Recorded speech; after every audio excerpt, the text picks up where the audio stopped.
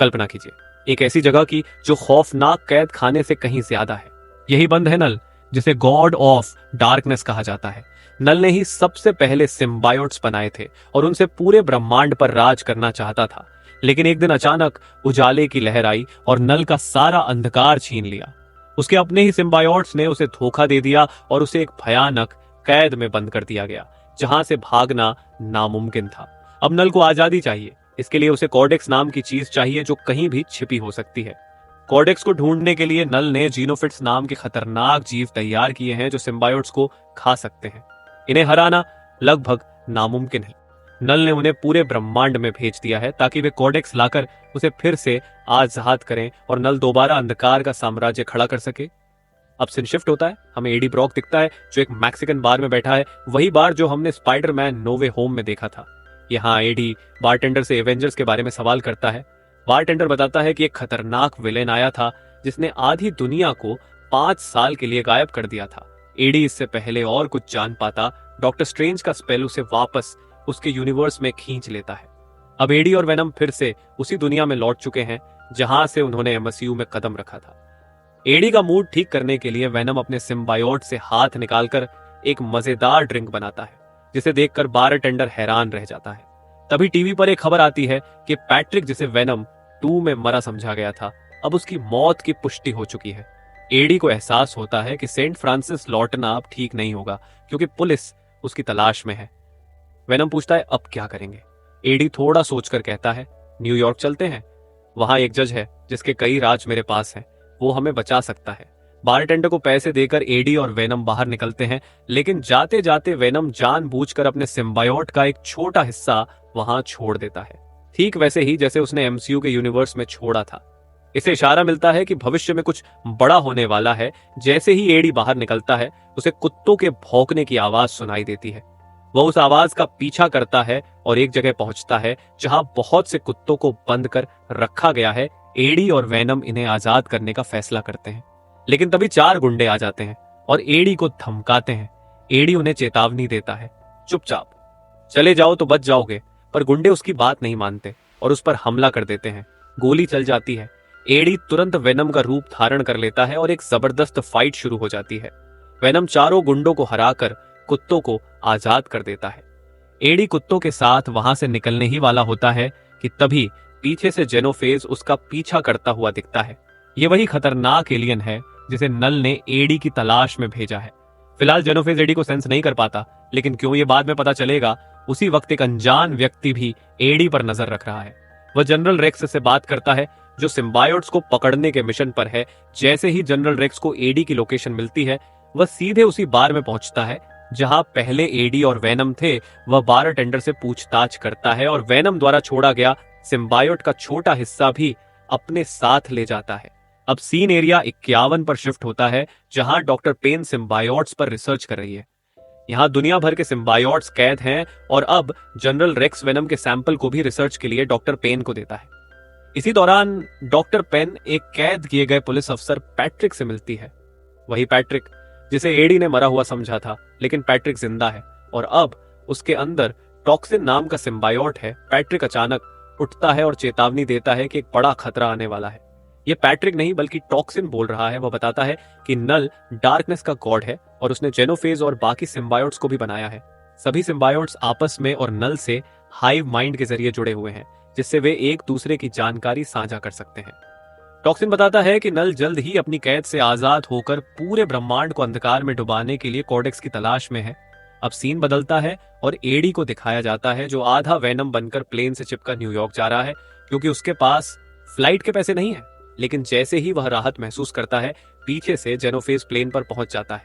Plane के ऊपर ही venom और जेनोफेज के बीच खतरनाक फाइट शुरू होती है। वेनम के हर वार का जेनोफेज पर कोई असर नहीं होता। इसी बीच जेनोफेज वेनम की गर्दन पर कोडेक्स को चमकता देख लेता है, जो केवल वेनम के रूप में ही नजर आता था। वेनम आखिरी पल में जेनोफेज को चकमा देकर प्लेन से कूद जाता है और खुद को पैराशूट में बदलकर एडी की सुरक्षित लैंडिंग करवा देता है। नीचे उतरने के बाद एडी वेनम से पूछता है वो क्रिएचर कौन था और हम पर हमला क्यों कर रहा है। वेनम बताता है वो जेनोफेज है और उसका मकसद मुझसे कोडेक्स लेना है।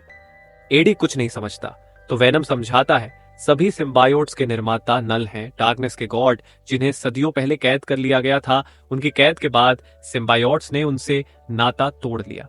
जेनोफेज भी नल की क्रिएशन है, वेनम आगे बताता है।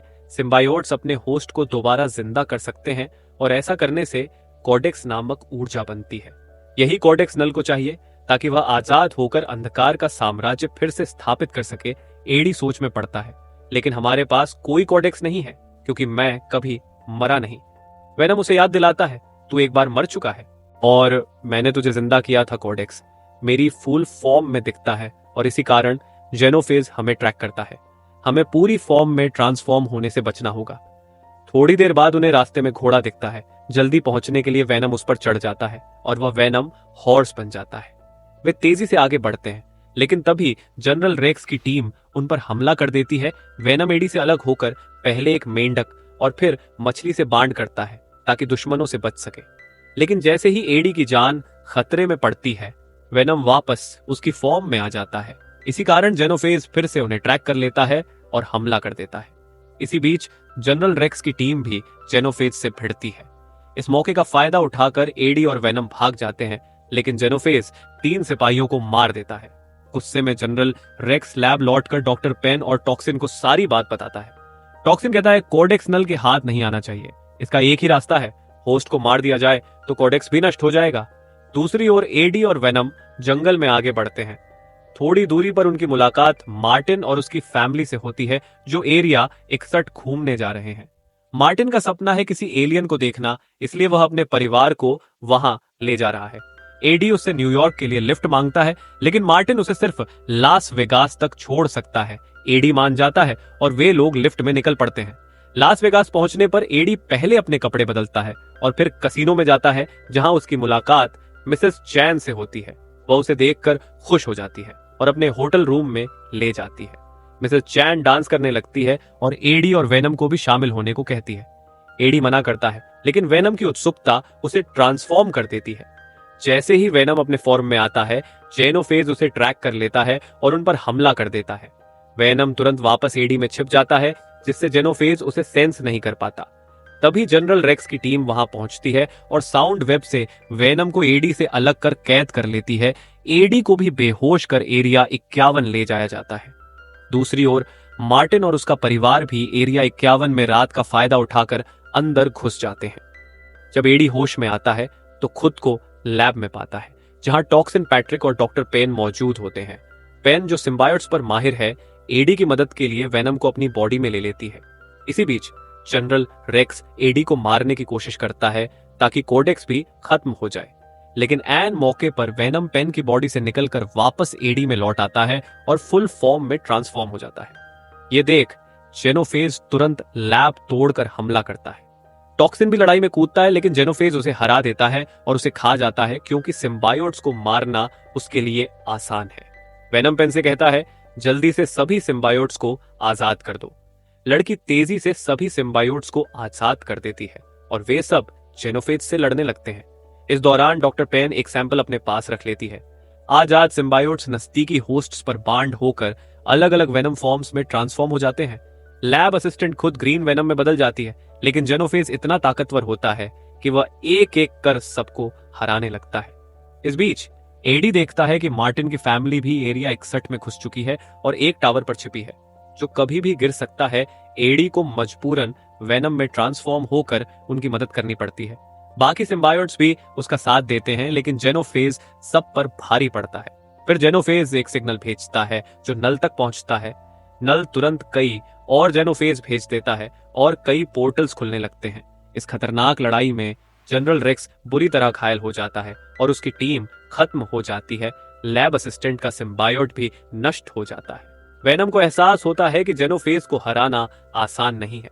वह एडी से कहता है कि इसके लिए बलिदान देना होगा। एडी बहादुरी से सभी जेनोफेज के बीच चलता है और पूरी तरह वेनम में ट्रांसफॉर्म हो जाता है। वेनम ढेर सारे टेंटिकल्स निकालकर जेनोफेज को अपने जाल में फंसा लेता है और उन्हें एक ऐसी जगह ले जाता है जहां खतरनाक एसिड की बरसात होती है। वह खुद को और सभी जेनोफेज को एसिड में डुबो देता है, अपने आप को बलिदान कर देता है। उसी समय जनरल रेक्स ग्रेनेड से खुद को उड़ा देता है ताकि लैब और बचे हुए जेनोफेज पूरी तरह नष्ट हो जाए। धमाके की लहर में डॉक्टर पेन और उसका असिस्टेंट भी फंस जाते हैं, लेकिन पेन अपने कोट से एक सिम्बायोट सैंपल निकालती है। वह उसे तोड़कर एगोनी में बदल जाती है और तेजी से जाकर लैब असिस्टेंट को बचा लेती है। वेनम की कुर्बानी के बाद एडी बुरी तरह घायल हो जाता है और जब उसकी आंख खुलती है तो वह खुद को अस्पताल में पाता है। मिलिट्री का एक सीनियर अफसर उससे मिलने आता है और उसे धन्यवाद देता है। वह बताता है कि एडी की वजह से जेनोफेज और खतरनाक एलियंस का खात्मा हो सका है। वह एडी के सारे आरोप हटा देता है, जिससे अब एडी आजाद होकर अपनी जिंदगी जी सकता है। एडी सामान्य जीवन जीने की कोशिश करता है, लेकिन उसे हर पल वेनम की यादें सताती रहती हैं। उनके साथ बिताए हर रोमांचक और भावुक पल उसकी यादों में बसे होते हैं। वह वेनम के बिना एक खालीपन महसूस करता है, लेकिन आगे बढ़ने का फैसला करता है। पोस्ट क्रेडिट सीन में हमें नल का पूरा चेहरा दिखाई देता है और उसकी गूंजती आवाज सुनाई देती है, मैं इस पूरे यूनिवर्स को खत्म करके रहूंगा। दोस्तों, अगर वीडियो पसंद आई हो तो लाइक करें और सब्सक्राइब करें। हमें कमेंट्स में बताएं अगली फिल्म कौन सी हो। तब तक स्ट्रीम करते रहिए और चिल करते रहिए।